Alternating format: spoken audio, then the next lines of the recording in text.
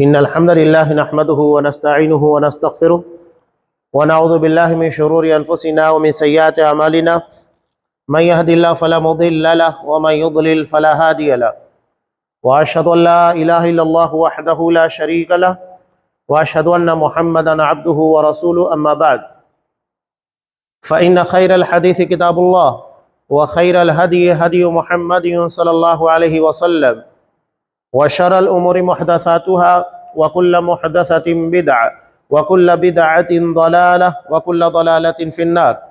أعوذ بالله السميع العليم من الشيطان الرجيم. بسم الله الرحمن الرحيم. يا أيها الذين آمنوا اتقوا الله حق تقاته ولا تموتن إلا وأنتم مسلمون. يا أيها الناس اتقوا ربكم الذي خلقكم من نفس واحدة وخلق منها زوجها وبث منهما رجالا كثيرا ونساء واتقوا الله الذي تساءلون به والأرحام إن الله كان عليكم رقيبا.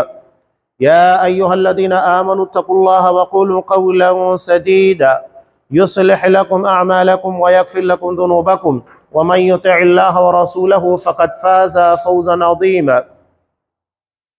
وقال الذين آمنوا ولم يلبسوا إيمانهم بظلم أولئك لهم الأمن وهم مهتدون. وعن أبي هريرة رضي الله تعالى عنه قال قال رسول الله صلى الله عليه وسلم المؤمن القوي خير وأحب إلى الله من المؤمن الضعيف وفي كل خير احرص على ما ينفعك واستعن بالله ولا تعجز وإن أصابك شيء فلا تقل لو أني فعلت كان كذا وكذا ولكن قل قدر الله وما شاء فعل فإن لو تفتح عمل الشيطان. رواہ مسلم فی کتاب القدر. تمام قسموں کی تعریفات اللہ رب العالمین وحدہ لا شریک کے لیے لائق و زیبا ہے، جو ساری کائنات کا تنہا خالق و مالک ہے، اور بے شمار درود و سلام ہو اللہ کے آخری نبی جناب کریم محمد رسول اللہ صلی اللہ علیہ وسلم کی ذات مقدسہ پر. محترم سامعین،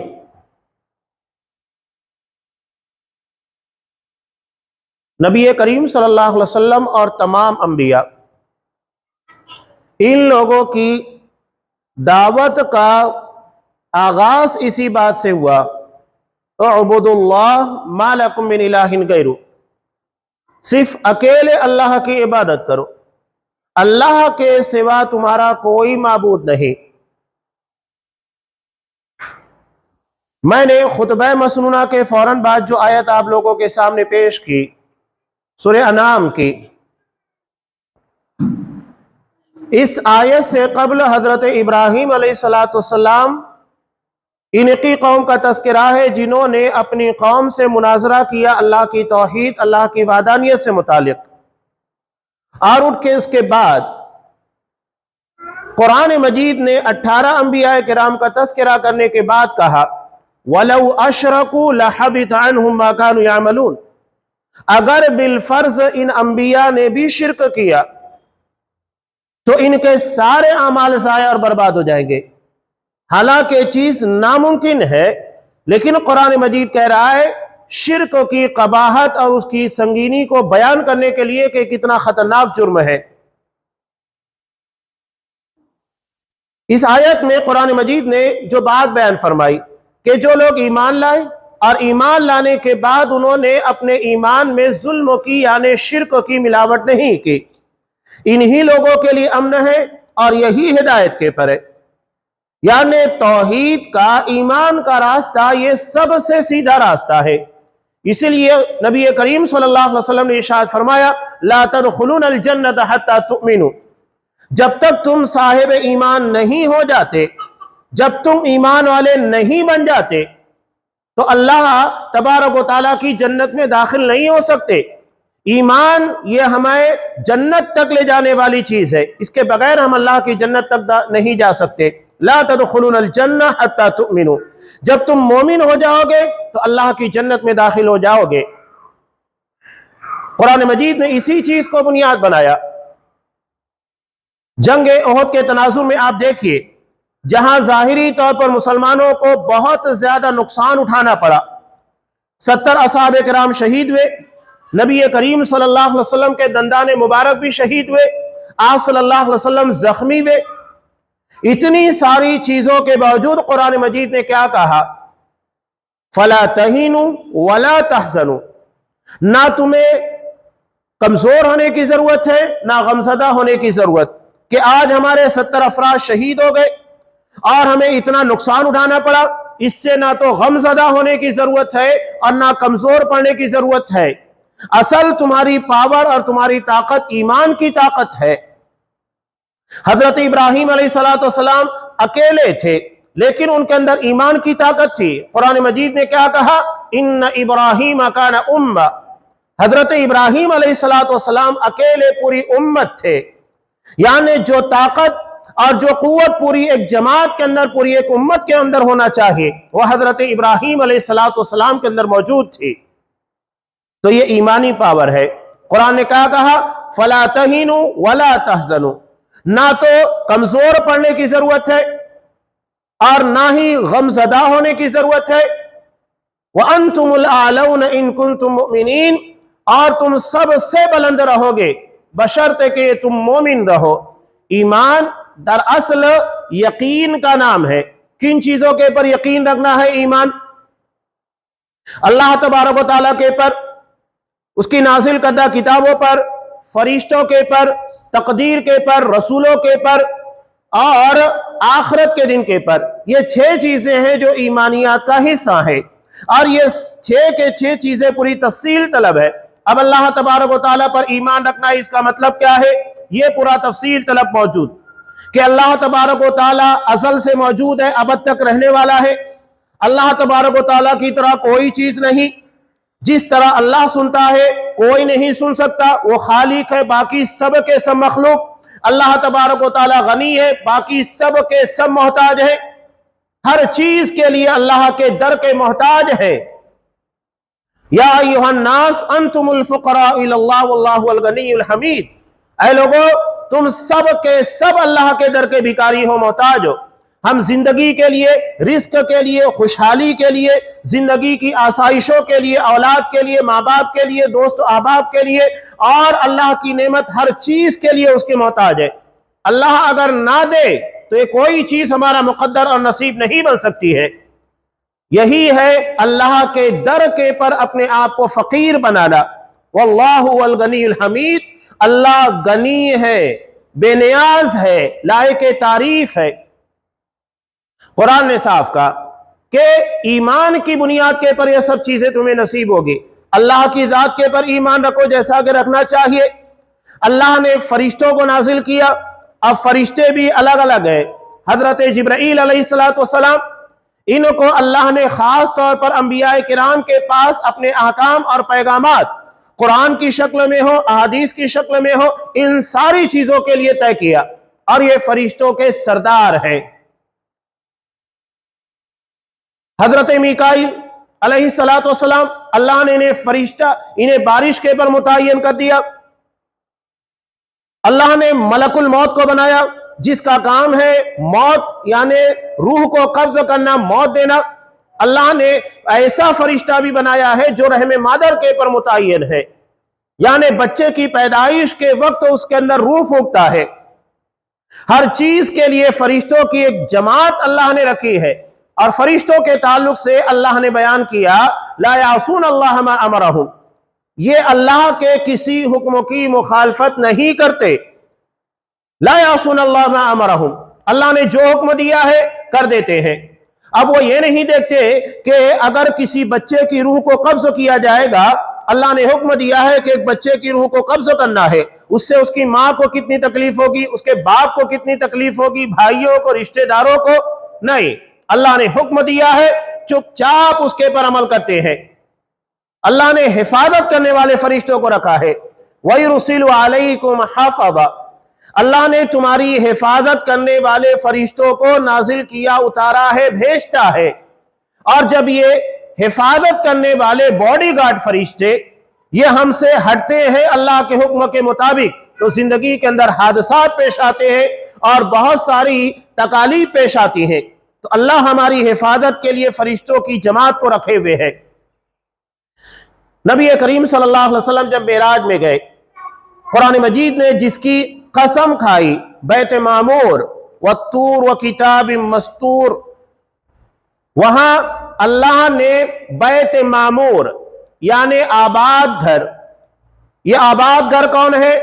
نبی کریم صلی اللہ علیہ وسلم نے کہا جب آپ کو معراج کرائی گئی تو کعبۃ اللہ جس طرح کے دنیا میں انسانوں کے لیے اللہ کی عبادت کا مرکز بنا ہوا ہے، لوگ اس کا طواف کرتے ہیں، وہاں عبادتیں کرتے ہیں، حج ادا کیا جاتا ہے، عمرہ ادا کیا جاتا ہے، اسی طرح آسمان میں فرشتوں کا کعبہ بیت معمور ہے، آباد گھر۔ آپ صلی اللہ علیہ وسلم نے ارشاد فرمایا کہ روزانہ اس کے اندر 70,000 فرشتے داخل ہوتے ہیں اور قیامت تک دوبارہ ان کی باری نہیں آتی۔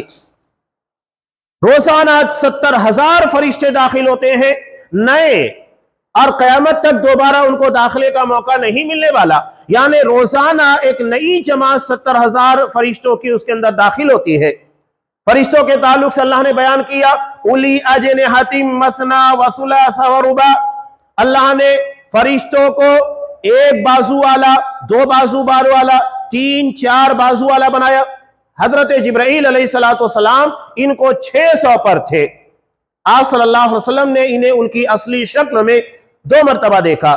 ایک مرتبہ جب سورہ مدثر کو لے کر نازل ہوئے، افق کو دیکھا کہ پورے افق کو حضرت جبرائیل علیہ السلام گھیرے ہوئے، چھائے ہوئے ہیں، اتنی بڑی شخصیت۔ اس کے بعد معراج کے موقع پر آپ صلی اللہ علیہ وسلم نے انہیں ان کی اصلی شکل میں دیکھا، تو یہ فرشتے ہیں۔ اب یہاں ایک بات میں واضح کروں، ہم دیکھتے ہیں کہ ہندو مذہب کے اندر بھی فرشتوں کے پر ایمان اور یقین ہے، اور دیگر مذاہب کے اندر بھی، یہود کے ہاں بھی، نصارہ کے ہاں پر بھی، یہ لوگ فرشتوں کا انکار نہیں کر سکتے، لیکن مسلمانوں کے درمیان اور غیر مسلم خاص طور سے ہندوؤں کے درمیان فرشتوں کے پر ایمان اور یقین کا فرق کیا ہے؟ بہت بڑا فرق ہے۔ فرشتوں کے تعلق سے مسلمان جو عقیدہ رکھتا ہے وہ عقیدہ یہ ہے کہ فرشتے اللہ کے حکم سے جو کام کرنا ہے کرتے ہیں، ان کو اپنی مرضی اور اپنا اختیار نہیں ہے۔ قرآن نے صاف کہا لا یعصون اللہ ما امرہم ویفعلون ما یؤمرون، وہ اللہ کے حکم کی مخالفت نہیں کرتے، جو آرڈر دیا جاتا ہے اتنا ہی کرتے ہیں۔ یعنی فرشتوں کے تعلق سے صاف بتا دیا گیا کہ یہ اللہ تبارک و تعالیٰ کے حکم کے ماتحت ہوتے ہیں، یہ با اختیار نہیں ہوتے، جو اللہ کہتا ہے وہ کرتے ہیں، اپنی مرضی اور اپنا اختیار نہیں چلاتے۔ ملک الموت کے لیے روح کو قبض کرنے کی ذمہ داری دی گئی، اس کا مطلب یہ نہیں ہے کہ وہ کسی کی بھی روح کو قبض کرے، اللہ جس کے بارے میں حکم دے گا وہ اسی کی روح کو قبض کریں گے۔ اور اسی طرح اللہ نے رحم مادر کے پر فرشتہ متعین کیا کہ جب بچہ 4 مہینے کا ماں کے پیٹ میں ہو جاتا ہے تب یہ اللہ کے حکم سے اس کی روح کو اس میں پھونکتا ہے، وہاں پر اس کا رزق لکھ دیا جاتا ہے، وہ نیک ہوگا بدبخت ہوگا سب وہاں لکھ دیا جاتا ہے، کتنا جیے گا، زندگی کتنی ہوگی، موت کب آنے والی ہے، رزق کتنا ہوگا، یہ پیدائش کے پہلے اللہ ایک فرشتے کے ذریعے جو رحم مادر کے پر متعین ہے یہ ساری چیزیں طے کر دیتا ہے۔ تو یہ فرق ہے، جبکہ دیگر مذاہب کے اندر خاص طور سے ہندو مت کے اندر فرشتوں کے تعلق سے اگر وہ یہ کہتے ہیں کہ یمدوت یعنی کہ موت کا فرشتہ، میگدوت بارش کا فرشتہ، تو اس طرح راجدوت یعنی کہ حکومت اور سنگھاسن والا فرشتہ، ان لوگوں کے یہاں پر بھی فرشتوں کے متعلق عقائد موجود ہیں، لیکن اگر وہ یمدوت کے بارے میں، میگدوت کے بارے میں باتیں کرتے ہیں تو وہ اسے با اختیار بناتے ہیں، یعنی یمدوت جب چاہے جس کے چاہے پران کو، اس کی جان کو، اس کی روح کو قبض کر سکتا ہے، اسے اس بات کا اختیار ہے نہیں۔ یہی بڑا فرق ہے۔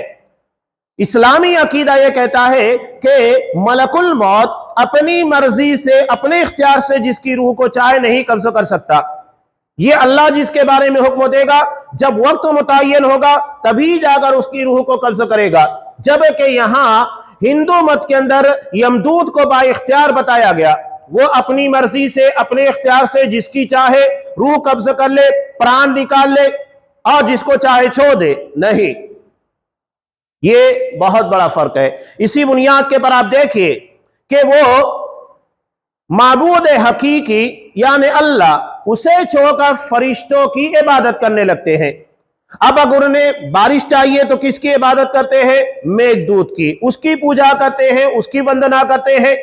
جبکہ اگر مسلمانوں کو بارش کی ضرورت پیش آتی ہے تو یہ میکائیل علیہ السلام کی عبادت نہیں کریں گے، بارش مانگیں گے اللہ تبارک و تعالیٰ سے، یہ میکائیل سے طلب نہیں کرتے۔ نہ اگر انہیں زندگی کی ضرورت ہے تو اللہ نے جس فرشتے کو رحم مادر کے پر متعین کیا ہے اس سے زندگی مانگتے ہیں، نہیں، وہ زندگی کے تمام تر اختیارات کا مالک صرف اللہ تبارک و تعالیٰ کو مانتے، اس کے علاوہ کسی کو نہیں مانتے۔ یہی ایمانیات کا فرق ہے۔ رسولوں کے بارے میں قرآن مجید نے کہا کہ اللہ نے جن رسولوں کو بھیجا ہے، اس کے بارے میں بالکل اختصار کے ساتھ میں آپ کے سامنے بیان کروں کہ جتنے انبیاء آئے ہیں جن کا نام ہمیں پتا ہے، جیسا کہ قرآن مجید میں 25 انبیاء کرام کا تذکرہ ہے، تو ہم ان تمام رسولوں کے پر نام کے ساتھ ایمان رکھیں گے۔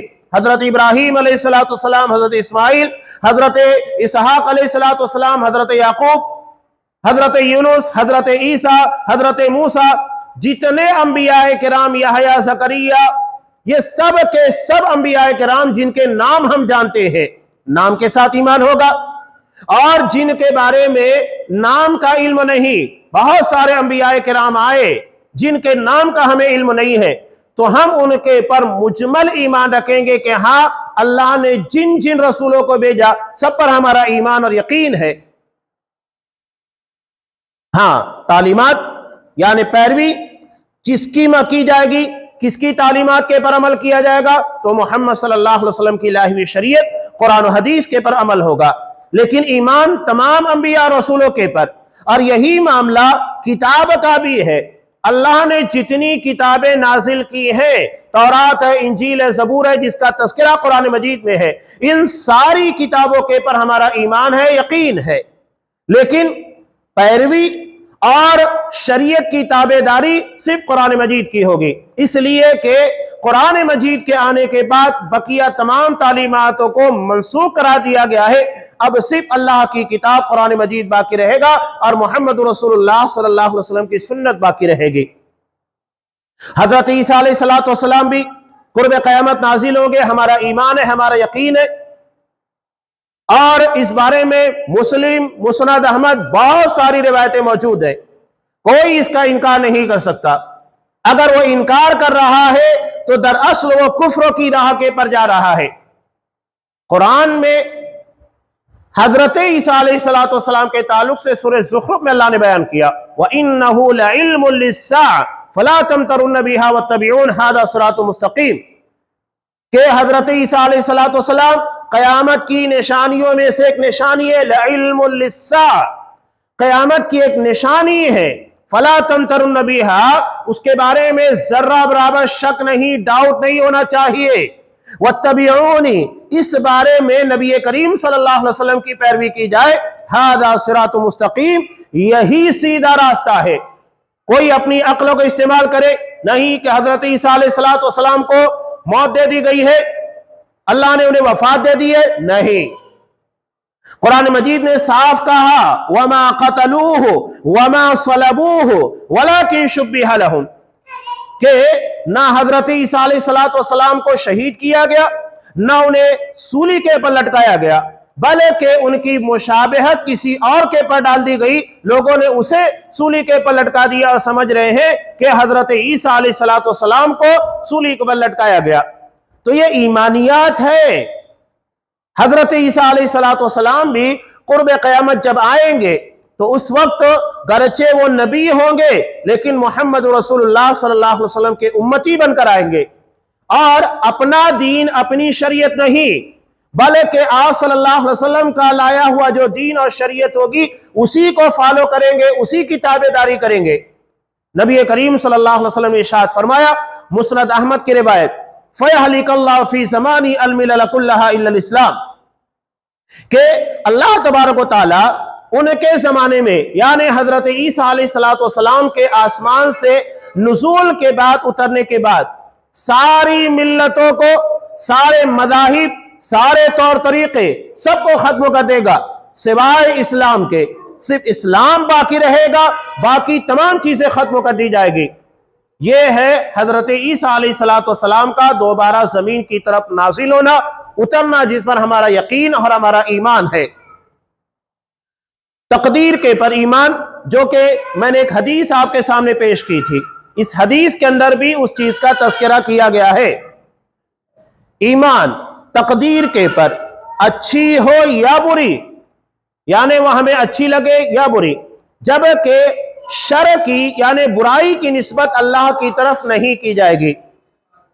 قرآن مجید میں بھی آپ دیکھیں سورہ جن میں شر کی نسبت اللہ کی طرف نہیں ہوگی، برائی کی، اس لیے کہ اللہ تبارک و تعالی صرف خیر چاہتا ہے، خیر کرتا ہے، کسی کے ساتھ وہ برائی نہیں چاہتا، نہ تو برائی کرتا ہے۔ اس کے ہر فیصلے میں، اس کے ہر عمل کے اندر، اس کے تمام تر معاملات کے اندر صرف خیر ہی خیر ہوتا ہے، کہیں پر کسی بھی قسم کی برائی موجود نہیں ہوتی، اس لیے برائی کی نسبت اللہ کی طرف نہیں کی جائے گی۔ سورہ جن میں جناتوں نے کیا کہا تھا؟ اشر ارید بمن فی الارض، کہ کیا زمین والوں سے برائی کا ارادہ کیا گیا؟ یہ نہیں کہا کہ اللہ نے ان لوگوں کے ساتھ برائی کا ارادہ کیا، کیا کہا؟ اشر ارید، کیا شر کا ارادہ کیا گیا؟ مجہول انداز میں، معروف انداز میں اس چیز کو تذکرہ نہیں کیا گیا، تو شر کی نسبت اللہ کی طرف نہیں کی جائے گی۔ تو تقدیر اچھی اور بری جو بیان کی گئی، یہ انسان کے اپنے کردار و عمل کے اعتبار سے ہے۔ انسان اگر اچھا کرے گا اس کی تقدیر اچھی ہے، برا کر رہا ہے اپنے اختیار سے، اللہ نے کسی کو مجبور نہیں کیا کہ وہ برائی کرے، وہ زناکاری کرے، بدکاری کرے، سود و خوری کرے، شراب پیے، اللہ نے کسی بندے کو اس بات کے پر مجبور نہیں کیا، یہ سب اپنے اختیار سے، اپنی مرضی سے کرتا ہے، تو اللہ کی طرف اس کی نسبت کی جائے گی۔ جب بندہ اپنے اختیار سے برائیاں انجام دیتا ہے تو اسے اللہ کی طرف منسوب نہیں کیا جا سکتا۔ تو یہ تقدیر ہے، اور اس کے بعد ہے آخرت۔ آخرت یہ آخری عدالت ہوگی، جس کے بعد کوئی عدالت قائم نہیں ہوگی۔ جو وہاں کامیاب وہ ہمیشہ کے لیے کامیاب، جو وہاں ناکام وہ ہمیشہ کے لیے ناکام۔ وہ دنیاوی زندگی کی طرح نہیں ہوگا۔ اب جب ایک مؤذن آواز دیتا ہے حی علی الفلاح، آؤ کامیابی کی طرف، اس کا مطلب یہ ہوتا ہے ایسی کامیابی جو مل جائے تو چھینی نہ جائے، اور اگر نہ ملے تو اسے دوبارہ حاصل نہیں کیا جا سکتا۔ اگر ایک بچہ 10ویں کا ایگزام دیتا ہے، اس کے لیے آسانی ہے، اگر وہ فیل ہو جائے دوبارہ محنت کر کے کامیاب ہو جاتا ہے، اور یہ بھی لازم نہیں کہ اگر وہ 10ویں کے اندر اچھے ایگزام، اچھے مارکس سے لے کر آ گیا ہے، نمبرات لے کر آ گیا ہے، اس کا مطلب یہ کہ آگے وہ خوب ترقی کرے گا، اس بات کی ضمانت نہیں ہوتی ہے۔ یہی معاملہ دنیاوی امتحانات کا ہے، جبکہ آخرت کا امتحان، آخری عدالت جسے قیامت سے تعبیر کیا جاتا ہے، وہ دنیاوی امتحان، دنیاوی نتائج رزلٹ کی طرح نہیں ہوگا، جو وہاں ایک مرتبہ ناکام ہو گیا دوبارہ اسے کامیابی حاصل کرنے کا موقع نہیں دیا جائے گا۔ جہنمی بہت تمنا کریں گے کہ ہمیں دنیا کی طرف لوٹا دیا جائے، ہاں وہاں جانے کے بعد نیک کام کریں گے، اچھائیاں کریں گے۔ اللہ نے بیان کیا وَلَوْ رُدُّوا لَعَادُوا لِمَا نُهُوا عَنْهُ، اگر بالفرض انہیں دنیا کی طرف لوٹا دیا گیا تو یہ وہی کریں گے جس سے ان کو منع کیا گیا ہے۔ یعنی دنیا ایسی پرفتن جگہ ہے جو انسان کو اللہ کی عبادت، اللہ کی بندگی اور اس کی اطاعت و فرما برداری سے روکتی ہے۔ جہنم میں جانے کے بعد بھی جب جہنمی تمنا کریں گے کہ ہمیں دنیا کے اندر دوبارہ بھیج دیا جائے، وہاں ہم خوب اچھائیاں کریں گے، اللہ نے کہا کہ نہیں، یہی اللہ کا علم کامل ہے کہ اگر بالفرض بندوں کو دنیا میں بھیجا گیا تو یہ کیا کریں گے اللہ یہ بھی جانتا ہے، لیکن وہاں سے واپسی کا موقع نہیں۔ تو یہ آخرت کی کامیابی، کامیاب ہو گیا تو اس کے بعد ناکام ہونے کا کوئی خدشہ نہیں۔ انسان دنیا میں کامیاب ہونے کے بعد ڈرتے رہتا ہے کہ کہیں اس کی کامیابی چھن نہ جائے۔ آج کاروبار ترقی کر رہا ہے، پروفٹ بہت ہو رہا ہے، کل ایسا نہ ہو کہ مندہ آ جائے، پروفٹ کے اندر کمی ہو جائے، یا کوئی ایسا حادثہ پیش آ جائے کہ پورا کا پورا کاروبار تہس نہس ہو جائے، ساری معیشت تباہ ہو جائے۔ ہو رہا ہے۔ ابھی آپ دیکھیں کہ قانونی دشواریوں کی بنیاد کے پر چمڑے کے کاروبار کرنے والوں کو کتنی تکالیف کا سامنا ہے۔ کہاں تو وہ خوب روپیے کما رہے تھے، اور آج آپ دیکھیے کہ قانونی دشواریوں کی بنیاد کے پر ان کے کاروبار کے اندر کتنی تنزلی آ چکی ہے۔ ایسے بہت سارے کاروباریوں کو تکلیف کا سامنا کرنا پڑا۔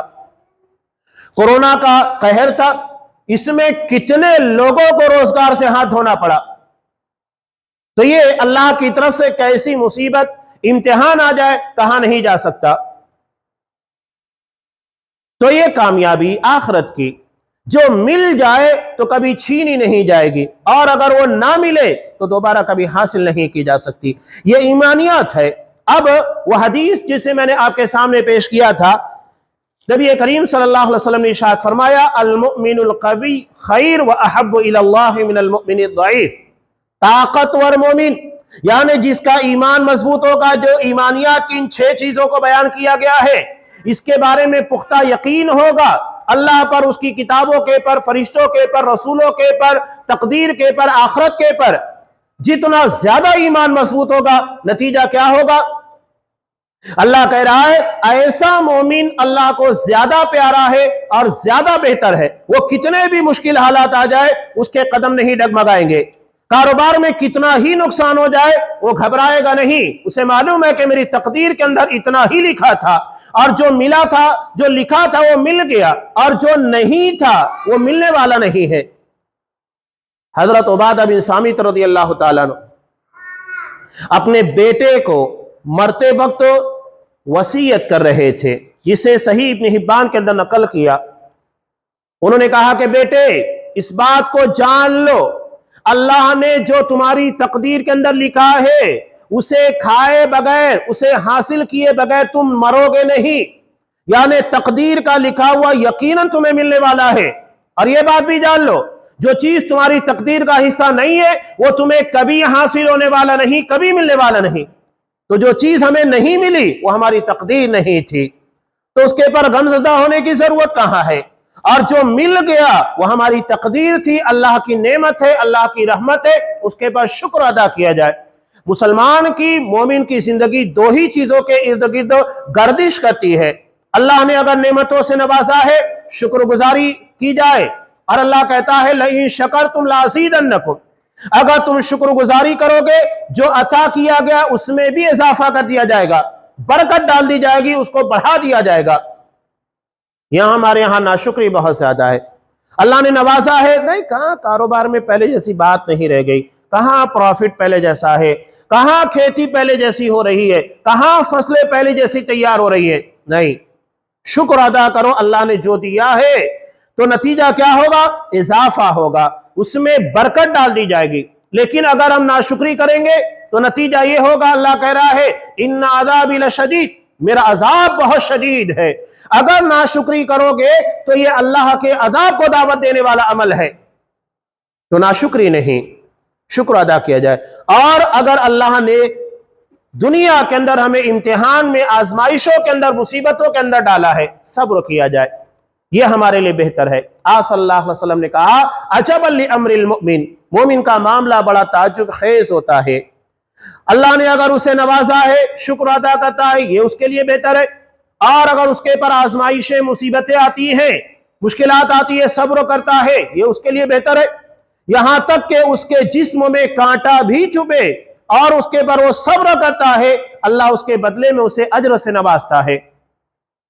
تو ہمارا کوئی معاملہ اللہ کے یہاں پر اگر ایمان کے ساتھ جڑا ہوا ہے تو خیر سے خالی نہیں ہوتا۔ اور دنیا دار الامتحان ہے، یہاں ہم کو آزمائش کے لیے بھیجا گیا ہے، تو آزمائش نہیں ہوگی، امتحان نہیں ہوگا تو پھر کیا ہوگا؟ ہر کسی کی آزمائش جدا جدا ہے۔ اللہ کسی کو دولت دے کر امتحان لے رہا ہے، تو کسی کو فقیر بنا کر امتحان لے رہا ہے، اللہ کسی کو صحت دے کر امتحان لے رہا ہے تو کسی کو بیمار کر کے امتحان لے رہا ہے، اللہ کسی کو اولاد دے کر امتحان لے رہا ہے تو کسی کو اولاد سے محروم کر کے امتحان لے رہا ہے، اللہ تبارک و تعالیٰ دنیا میں کسی کو علم دے کر امتحان لے رہا ہے تو کسی کو جاہل بنا کر امتحان لے رہا ہے، کسی کو عزت دے کر امتحان لے رہا ہے تو کسی کو ذلیل کر کے امتحان لے رہا ہے، ہر کسی کے ساتھ امتحان لگا ہوا ہے، آزمائشیں لگی ہوئی ہیں، اس لیے کہ دنیا دار الامتحان ہے۔ آپ صلی اللہ علیہ وسلم نے کہا طاقتور مومن یعنی جس کا ایمان طاقتور ہوگا، کسی بھی طرح ڈگمگائے گا نہیں، حالات کتنے بھی مشکل ہوں گے دین کے پر جمع رہے گا، اپنے ایمان کے پر باقی رہے گا، یہ بہتر ہے، محبوب ہے اللہ تبارک و تعالیٰ کے نزدیک کمزور ایمان والے کے مقابلے میں۔ خیر تو دونوں میں ہے، اس لیے کہ ایمان دونوں کے پاس ہے، کسی کا ایمان بہت بلند ہے، معیار بہت اونچا ہے، کسی کا کم ہے۔ احرص علی ما ینفعک، جو چیز تمہیں فائدہ دے، کون سی چیز فائدہ دینے والی ہے؟ ایمان، اللہ کے پر یقین، توحید، یہ چیزیں ہمیں فائدہ دینے والی ہے، دنیا میں بھی اور آخرت میں بھی۔ کوئی چیک پوسٹ آخرت کا ایسا نہیں ہے جو اللہ کے پر ایمان اور توحید کے بغیر ہوگا، چاہے وہ قبروں کی زندگی ہو، سب سے پہلا سوال اللہ کے بارے میں تیرا رب کون ہے؟ قیامت کے دن میں بھی اللہ تبارک و تعالیٰ ایک بندے کو اتنا بخشے گا، اور ترمذی کی روایت میں وہ صاف کہتا ہے یا ابن آدم لو اتیتنی بقراب الارض خطایا ثم لقیتنی لا تشرک بی شیئا لاتیتک بقرابها مغفرہ، آدم کی اولاد اگر تو زمین بھر کر گناہ خطا غلطیاں لے کر آئے گا، اس حال میں مجھ سے ملاقات کرے گا کہ تو نے میرے ساتھ شرک نہیں کیا، نہ عبادت میں، نہ ذات میں، نہ صفات میں شرک نہیں کیا ہے، تو نتیجہ یہ ہوگا کہ میں اتنی ہی مغفرت لے کر آؤں گا۔ یہ اللہ کا وعدہ ہے، ہر جگہ کے پر ایمان، عقیدہ توحید کی برکتیں بالکل نمایاں ہے، اس کے حریص بنو۔ اصحاب کرام نے جان قربان کرنا کا وعدہ کی، اپنی پوری دولت، جان و مال اور پوری پراپرٹی، رشتہ دار، ہر چیز کو داؤں کے پر لگایا، لیکن کبھی ایمان کو داؤں پر نہیں لگایا۔ انہیں پتا تھا کہ یہ ایمان ہماری دنیا اور آخرت کی کامیابی کا ضامن ہے، اسے کبھی داؤں کے پر نہیں لگایا۔ اگر ہم چاہتے ہیں کہ ہمیں دنیا میں عزت ملے، کاروبار کے اندر ترقی ہو، اور ہم دشمنوں کی سازشوں سے محفوظ رہیں، اور آخرت کی کامیابی ہمارا مقدر بنے، اس کے لیے لازم ہے کہ ہمیں اپنے ایمان کے پر جمنا ہوگا، ڈٹ جانا ہوگا، اس میں شرک و بدعت اور خرافات کی آمیزش نہیں ہونے دینا ہوگا۔ احرص علی ما ینفعک، جو چیز تمہیں فائدہ دینے والی ہے اس کے حریص بنو، اس کی جستجو کرو۔ واستعین باللہ، اللہ سے مدد مانگتے رہو۔ ولا تعجز، نکمے نہ بنو، عاجز نہ بنو، اللہ سے مدد مانگو، محنت کرو۔ یہ نہیں کہ اللہ سے ہم نے رزق میں برکت کی دعا مانگی، اب آسمان سے نوٹوں کے تھیلے میں اترنے والے ہیں، یا نوٹوں کی بارش ہونے لگ جائے گی، یا ہمارے گھر میں کوئی دفینہ نکل جائے گا، نہیں، اس کے لیے محنت کرنا ہوگا، اسباب اختیار کرنا ہوگا۔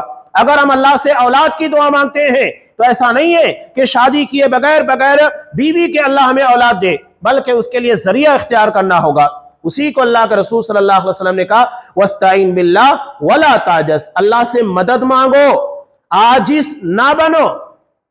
اس کے بعد بھی اگر زندگی میں کوئی امتحان، کوئی مصیبت آ جاتی ہے، وَإِنْ أَصَابَكَ شَيْءٌ، اگر کوئی چیز لاحق ہو جاتی ہے، کوئی آزمائش آ جاتی ہے، فَلَا تَقُلْ لَوْ أَنِّي فَعَلْتُ كَانَ كَذَا وَكَذَا، یہ مت کہو کہ میں ایسا کر لیتا تو ایسا ہو جاتا، بلکہ کہو اللہ نے تقدیر کے اندر ایسا ہی لکھا تھا، اس لیے کہ اگر مگر کرنا یہ شیطان کا دروازہ کھول دیتا ہے۔ تو یہ حدیث جو میں نے آپ کے سامنے پیش کی، اور یہ مختصر سی باتیں ایمانیان سے متعلق تھی، یہ کسی بھی حالت میں مسلمان ہو، چاہے دشمنوں کی طرف سے خطرات ہو، معاشی اعتبار سے تنگی کا خطرہ ہو، یا ہمارے خلاف پلاننگ کی جا رہی ہو، یا ہمیں اپنے بچوں کے بارے میں، اپنے مستقبل کے بارے میں، اپنی بستی کے بارے میں، محلے کہیں پر بھی کسی چیزوں کا خطرہ ہو، اگر ایمان مضبوط ہے تو یہ سارے خطرات بے معنی ہے۔ اللہ نے صاف کہا نہ تو تمہیں کمزور پڑنے کی ضرورت ہے اور نہ غم زدہ ہونے کی، نہ جسم تمہارا کمزور پڑ سکتا ہے، نہ حوصلے پست ہو سکتے ہیں، بشرطے کہ تم مومن ہو۔ تو یہ ایمان ہمیں دنیا اور آخرت ہر جگہ کے پر طاقت عنایت کرتا ہے. اسے پاورفل بنائیے، اپنے اعتماد، یقین کو، توکل کو مضبوط کیجیے اللہ کی ذات کے پر. اس کے بعد دیکھیے کہ اللہ کی رحمتیں، برکتیں کیسے نازل ہوتی ہے. اللہ کا وعدہ ہے یقیناً یہ چیزیں ہمیں دنیا کے اندر اور آخرت میں دونوں جگہ ملے گی. اللہ تبارک و تعالیٰ سے دعا ہے کہ پروردگار ہمیں اپنے ایمان کو سمجھنے، ایمان کے تقاضوں کو پورا کرنے اور اس کے پر قائم و دائم اور جمع رہنے کی توفیق عنایت فرما. پروردگار ہمیں عقیدہ توحید کی معرفت دے. پروردگار ہمیں شرک کی معرفت دے اور اس سے بچنے کی توفیق عنایت فرما. پروردگار شرک کے علاوہ بدعات ہے، خرافات ہے، دیگر سارے گناہ ہیں، ان ساری چیزوں کی ہمیں سمجھ، علم اور معرفت دے اور اس کے بعد اس سے بچنے کی توفیق بھی عنایت فرما. جب تک ہمیں دنیا میں رکھ اسلام کے پر اور ہمارا خاتمہ ایمان کے پر فرما. آمین. بارک اللہ لنا ولکم فی القرآن العظیم ونفعنی وإیاکم بالآیات والذکر الحکیم. انہ تعالی جواد کریم ملک بر رحیم.